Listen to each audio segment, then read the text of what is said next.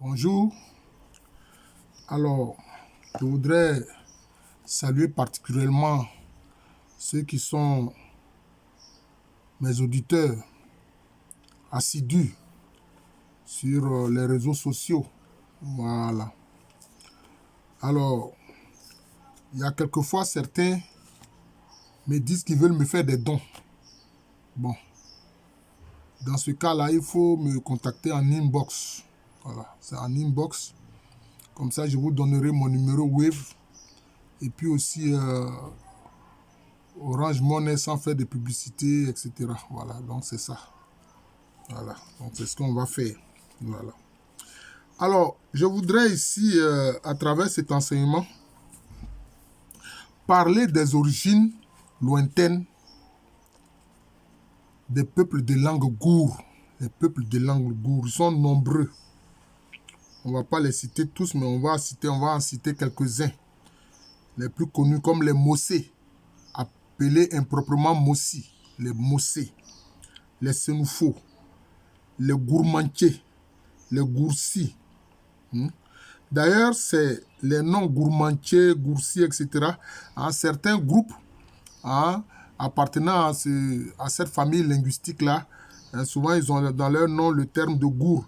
C'est ce qui a amené d'ailleurs le linguiste allemand Gottlob Krauss en 1895 à dénommer ces peuples-là qui appartiennent à cette famille de langues-là. Bon, ça fait partie de la grande famille des langues nigéro-congolaises. Voilà, que justement, Gottlob Krauss a appelé les peuples de langue gour. Voilà. Alors donc, comme je l'ai dit, il y a les gourmantiers, les goursi, les lobis, les moba, etc. Alors, dans une vidéo, je disais que tous les êtres humains sont issus de la vallée du Nil et de l'Omo. Disant cela, je l'ai dit aussi concernant les Avikam. Il y a quelqu'un qui me dit c'est faux. Il y a des gens comme ça, quelquefois, vraiment, je ne sais pas qu'est-ce qui... Bon, tu me dis c'est faux. Toi, tu ne peux pas apporter d'argument. On te dit que les ossements les plus anciens de l'homme ont été découverts dans la vallée du Nil et de l'Omo, qu'on appelle en anglais la Rift Valley, qui correspond à la région des Grands Lacs. Tous les êtres humains, là, c'est de là qu'ils viennent. C'est de là que les ancêtres viennent. Toi, tu me dis c'est faux. Dis-moi de quel arbre de singe, toi, tes ancêtres descendent, pour que tu me dises que c'est faux.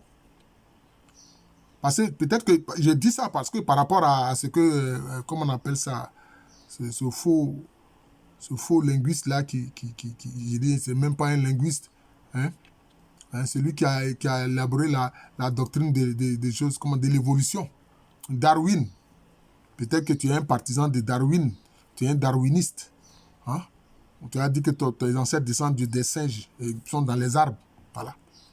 Sinon, l'homo sapiens sapiens, là, il vient de la vallée du Nil et de l'homo. Voilà. C'est tout. Et ça, il y a des travaux pour ça.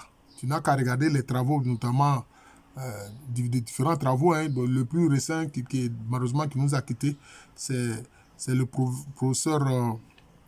oh mon Dieu, comment je peux oublier le nom de celui-là? Yves Coppens. Le professeur Yves Coppens peut lire ses travaux. Voilà.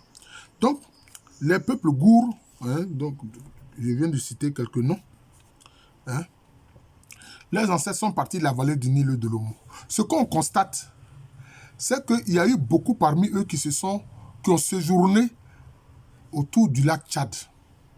Et anciennement, le lac Tchad était beaucoup plus vaste que maintenant. La superficie du lac Tchad, malheureusement, s'est amenuisée.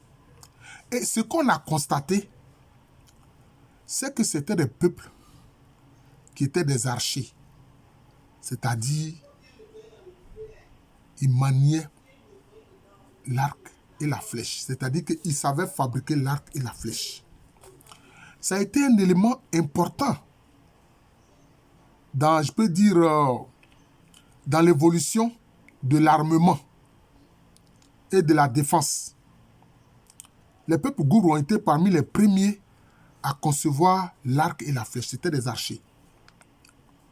Or, on sait aussi que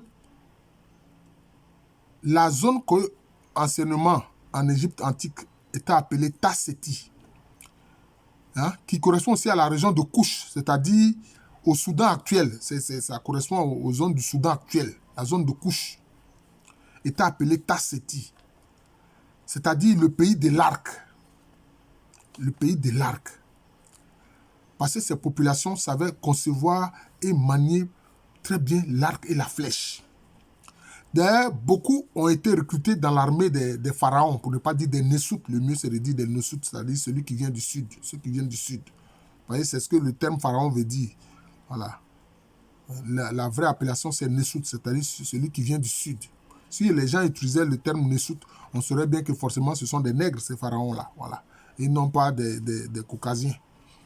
Vous voyez. Et donc, beaucoup même étaient dans l'armée des pharaons, comme archers. Donc, il est probable que beaucoup d'ancêtres des peuples de langue gour ont séjourné à Tasseti, c'est-à-dire dans la zone de Kouch, dans la zone de Kouch, voilà, qui est aussi la zone de la Nubie, voilà, la zone de la Nubie. Mais aussi, beaucoup ont séjourné autour du lac Tchad, autour du lac Tchad. D'ailleurs, il y a un ancien texte de Raymond Mouni qui en parle, hein, de ces chasseurs armés d'arcs et de flèches. Voilà, des chasseurs armés d'arcs et de flèches. Voilà les ancêtres des gours, c'est-à-dire des Mossé, des Senoufo, des Gourmantiers, des Goursi, des Lobi, des Mouba, etc. Et de certains Koulango, pas tous, notamment ceux qui sont d'extraction par leurs ancêtres, hein, qui sont des Mamproussi. Hein. Les Mamproussi, les Dagomba, les Nanumba, tous ceux-là, ce sont des peuples gourds. D'ailleurs, les Dagomba et les Nanumba sont issus des Mamproussi. Voilà, tous ceux-là, c'est ça les peuples gourds. Voilà d'où viennent leurs ancêtres. Vallée du Nil de l'Omo, regroupement autour du lac Tchad, beaucoup ont séjourné là, et puis ceux qui étaient notamment à Tasseti, hein, qui correspond à la zone de la Nubie, voilà, le pays de Kouch. Voilà. Et leur arrivée, justement, c'est comme ça que beaucoup ont évolué donc pour venir, après tous ces troubles qu'il y a eu, notamment concernant les attaques contre l'Égypte antique, etc. Beaucoup sont venus beaucoup plus à l'ouest. Ils sont venus beaucoup plus à l'ouest pour peupler les foyers, hein, les zones où on les trouve encore. Les zones où on les trouve encore. C'est comme ça. Par exemple, les Moba, on les trouve au Bénin, au nord du Bénin. Vous voyez. Les Gourmantiers, on les trouve aussi au Niger. Vous voyez. Les Gourmantiers, on les trouve aussi au Niger. Voilà. Les Mamproussi, ils sont au Ghana actuel. Mais les Mossé sont au Burkina actuel. Hein, les Mossé sont au Burkina actuel, hein, etc. Voilà, donc c'est ça. Et les Senoufo, bon, il y en a qui sont en Côte d'Ivoire actuelle, au Ghana actuel, au Mali actuel, voilà. Et en Côte d'Ivoire actuelle. Voilà, donc c'est comme ça. Voilà d'où vient. Et ceux-là, par leur langue, on voit qu'en réalité, ils ont les mêmes ancêtres. Voilà, ils ont les mêmes ancêtres. Ils ont les mêmes ancêtres. Voilà, c'est comme ça, c'est ce qu'il faut comprendre. Et vraiment, l'un des éléments d'identification très fort, c'est l'arc et la flèche. Voilà. Donc, je vais m'arrêter là, concernant donc les origines lointaines des peuples gourds. Voilà. Alors, comme j'ai dit là, ceux qui veulent me faire des présents, etc., vous me contactez en inbox. Je vous donnerai mon numéro, voilà, pour que vous puissiez faire les dons que vous voulez me faire. Voilà. Donc, je vous souhaite une bonne journée. Voilà. Et partagez ces enseignements-là. Voilà. Partagez ces enseignements. Parce que maintenant, là, je fais plus, vous remarquerez que je fais plus d'enseignements dans la journée. Quelquefois, je peux en faire même 3. Voilà. Voilà.